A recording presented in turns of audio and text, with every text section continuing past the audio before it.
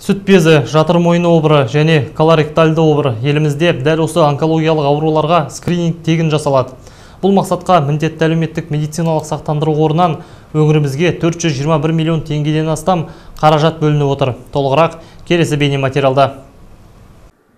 Сүт безі, жатыр мойны, өкпе, асқазан обыры және колоректальды обыр. Қазақстанда қатерлі ісік ауруларының осы түрлері жиі кездеседі. Бүгінгі таңда еліміз бойынша онкологиялық диспансерде 180 мың адам тіркеуде тұр екен. Оның 10 мыңға жуығы солтүстік қазақстандық. Өткен жылдың өзінде 547 жерлесіміз аты жаман дерттен көз жұмған. Ракты жеңуге болады. Ол үшін тұрақты түрде тексерістен өтіп, ауруды ерте сатысында анықтау қажет дейді мамандар. Прохождение скрининга. Қазір елімізде онкоскринингке немесе ісіктерді ерте диагностикалау жұмыстарына ерекше көңіл бөлінуде. Мәселен, бүгінде кез келген азамат міндетті әлеуметтік медициналық сақтандыру жүйесі аясында жылына бір рет тексерістен тегін өте алады.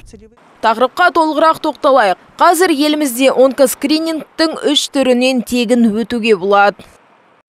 40 жастан 70 жасқа дейінгі әйелдерге сүт безі обырына, 50 жастан 70 жасқа дейінгі ерлер мен әйелдерге колоректальды обырға, 30 жастан 70 жасқа дейінгі әйелдерге жатыр мойны обырына тегін скрининг жасалады. Биыл өңірімізге қатерлі ісікті ерте кезеңде анықтау үшін міндетті әлеуметтік медициналық сақтандыру қорынан 421 миллион теңгеден астам қаражат бөлініпті.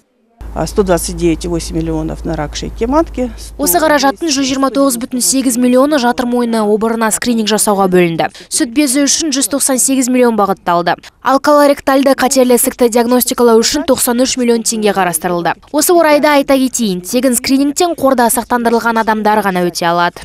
Естеріңізге сала кетейік, елімізде міндетті әлеуметтік медициналық сақтандыру жүйесі өткен жылдың қаңтарында толыққанды іске қосылды. Бүгінге дейін солтүстік қазақстандықтардың 82,2% сақтандырылыпты. Тұрғындарға құлақ қағыз. Мәртебені анықтау үшін әлеуметтік медициналық сақтандыру қорының сайтына немесе egov.kz порталына кіру қажет. Дана Сәлімқызы, Рустам Тілеужанов, муниципалдық телеарна.